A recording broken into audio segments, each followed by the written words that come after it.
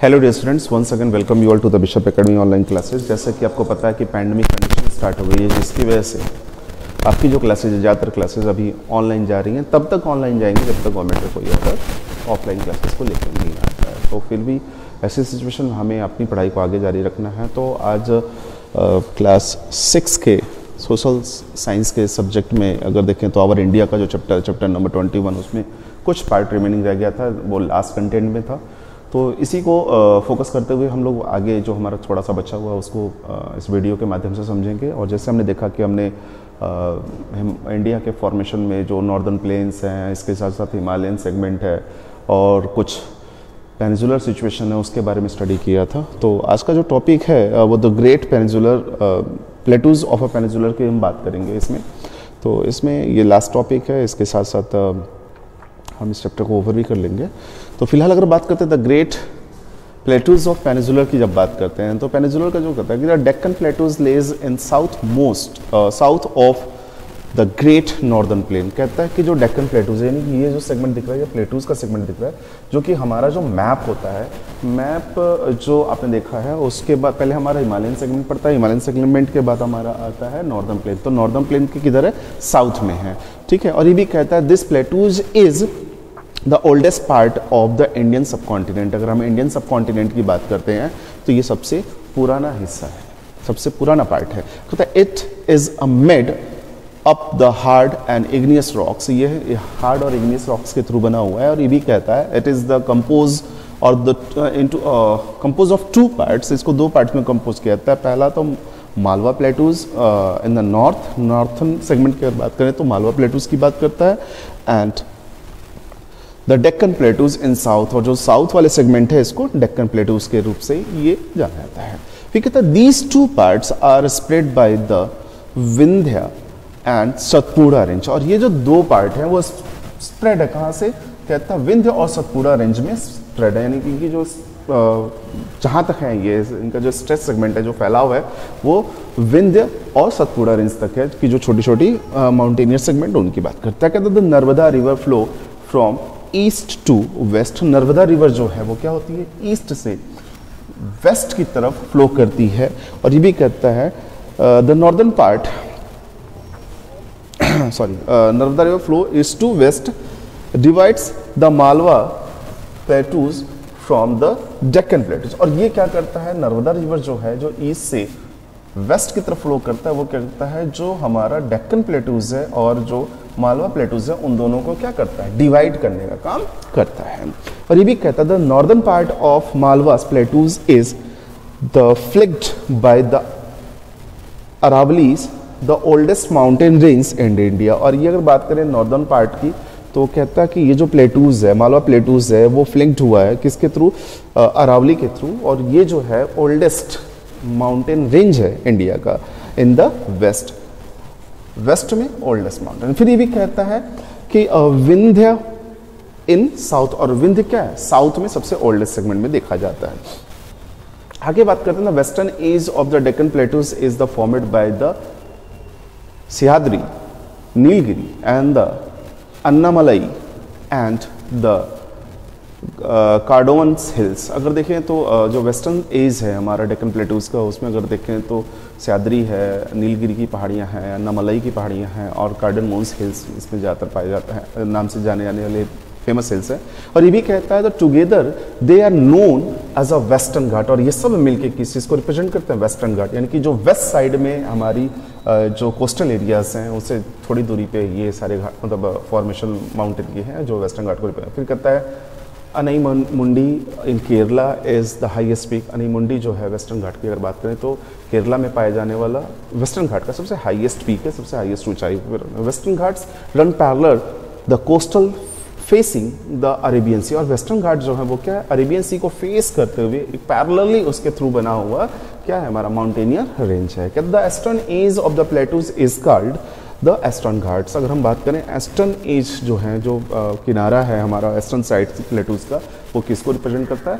Eastern Ghats को represent करता है। फिर कहता है these are low and discontinue hills. और ये यहाँ पे अगर बात करें वेस्टर्न घाट्स में तो ये तो पैरेलली है, बराबर बने हुए हैं, मतलब एक जैसे सेगमेंट में ये पूरा का पूरा वेस्टर्न एरिया हमारा क्या है, कोस्टल के रूप में, कोस्टल एरिया जो है अगर देखें तो वेस्टर्न घाट्स जो जनरेटेड हैं उनके साथ जो हिल्स हैं वो पैरेलली प्रॉपरली बने हुए हैं। लेकिन अगर यही हम बात करते हैं ईस्टर्न घाट की, तो यहाँ पे जो हिल का सेगमेंट है वो डिसकंटिन्यूड, यानी रेगुलर, कहीं पहाड़ियाँ हैं तो कहीं पहाड़ियाँ नहीं हैं। फिर कहता है दे स्लोप टूवर्ड्स द इट्स, और इनका जो ढाल है वो किधर की तरफ है, ईस्ट की तरफ है। तो both eastern Ghats and western Ghats cover at a Nilgiri. अगर नीलगिरी की बात करें तो दोनों क्या करती हैं, दोनों ईस्टर्न घाट और वेस्टर्न घाट दोनों नीलगिरीज को कवर करने का काम करते हैं, नीलगिरी पहाड़ियों में इन दोनों में आती हैं। फिर ये भी बताया it's may be maintain there that the peninsular hills are quite low and old. अगर ये देखा जाए तो ज़्यादातर ये देखा गया है कि जो पेनिनसुलर हिल्स होते हैं वो क्या होते हैं, थोड़े ज़्यादा, एक तो पुराने हैं और क्या है, थोड़ी कम हाइट वाले होते हैं, क्योंकि they do not have a high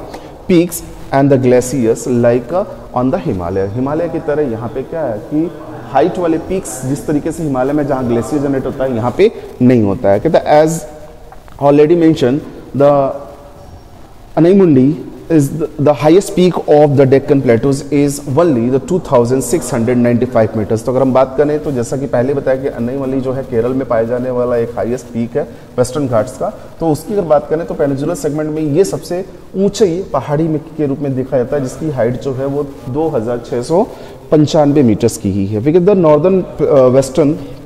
north western part of the Deccan plateaus is called the Deccan trap. जो नॉर्दर्न पार्ट है वेस्ट डेक्कन प्लेटूज का, नॉर्थ वेस्ट का, उसे हम क्या कहते हैं, डेक्कन ट्रैप कहते हैं। कि it is maintain a volcanic rocks which were the made of a lava flows. कहता है कि इनका जो फॉर्मेशन है, जो western part of Deccan plateaus हैं जो डेक्कन ट्रैप के नाम से रहते हैं, इनका जो फॉर्मेशन है वो किसके थ्रू है, वॉल्केनिक रॉक्स के थ्रू है, और जो कि जनरेट होते हैं वॉल्केनो या लावा फ्लो के थ्रू।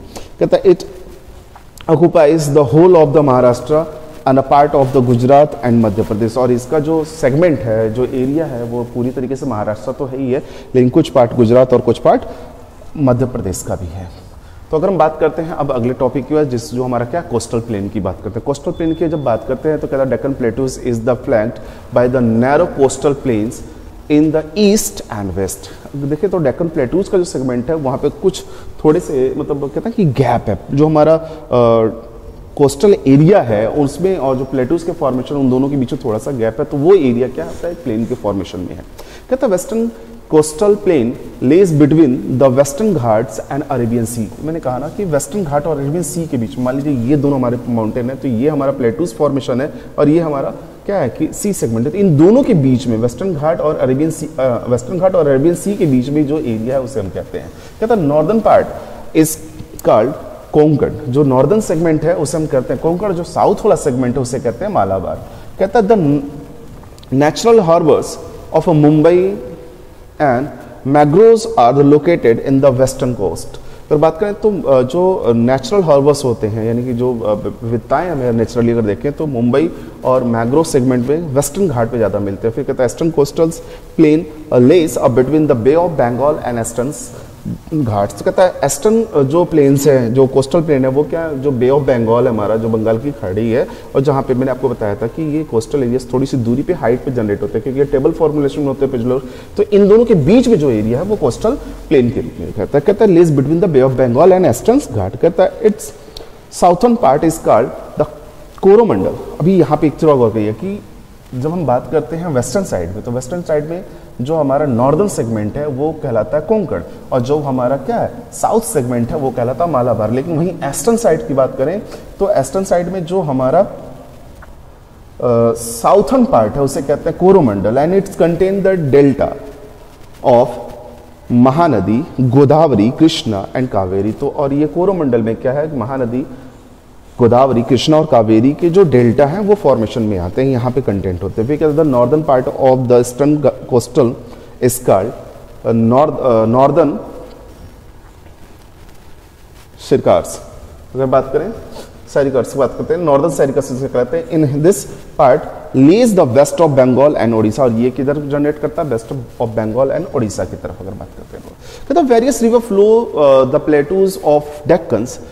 कहता है डेक्कन प्लेटूज की बात करें तो बहुत सारे रिवर्स फ्लो करते हैं, जिसमें नर्मदा एंड तापी की बात करें जो फ्लो करते हैं ईस्ट टू वेस्ट, यानी कि पूरब से पश्चिम की तरफ जाते हैं और जाके अरेबियन सी में मिलते हैं। वहीं पे हम बात करते हैं, अगर दूसरी तरफ हम बात करें तो महानदी, गोदावरी, कृष्णा, कावेरी और जो रिवर्स हैं ये फ्लो करती हैं फ्रॉम ईस्ट टू वेस्ट, जो बे ऑफ बंगाल में मिलती हैं। तो Godavari is longest river of the Deccan plateaus, और गोदावरी की बात करें तो डेक्कन प्लेटूज की सबसे बड़ी रिवर में से एक है। And as a discuss above the three distance physical division, कहता है कि जैसे हमने देखा इन सभी चीज़ों के बारे में, तो अब बात करते हैं कि there are 3 distance physical division of India. 3 तरीके के, पहला हिमालयस, दूसरा नॉर्दर्न प्लेन्स और तीसरा great plateaus of the peninsular India. तो हमने ये 3 तरह के फॉर्मेशन को समझा। कहता they are interdependent and the complementary of to one other. अगर देखें तो ये सारे एक दूसरे के ऊपर डिपेंड है और एक दूसरे को क्या करते हैं, सपोर्ट करने के कंटेंट में बात करते हैं, यानी कि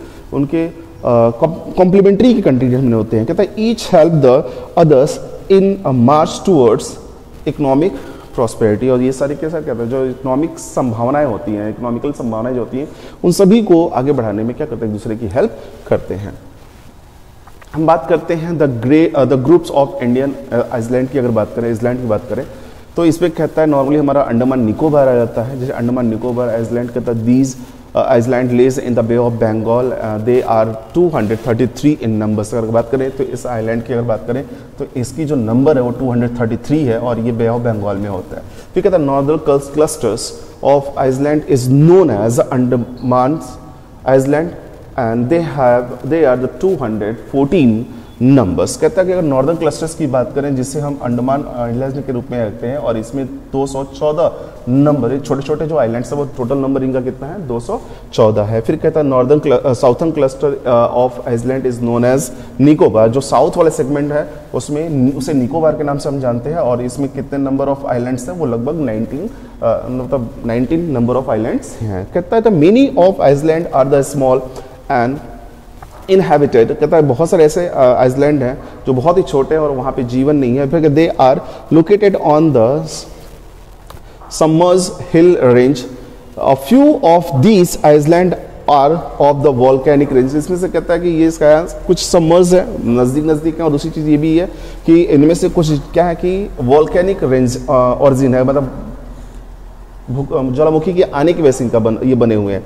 फिर कहता है of these island still has a volcanic, और इसमें से कहता है वन ऑफ दीज, सारे के सारे अगर देखें एक एक करके अगर देखें तो ज़्यादातर इसमें से वॉल्केनिक वाले सेगमेंट है। कहता है these island form a union territory of Andaman Nicobar with the Port Blairs as its capital. और ये सारे मिलकर क्या करते हैं, अंडमान निकोबार की तरह से एक मतलब निकोबार सेगमेंट में क्या करते हैं, यूनियन टेरिटरी को फॉर्मेशन में लाने का काम करते हैं। और ये इनका जो कैपिटल है वो पोर्ट ब्लेयर है, जो कहाँ पे है अगर देखें तो आपको पहले बताया ये बे ऑफ बंगाल में है।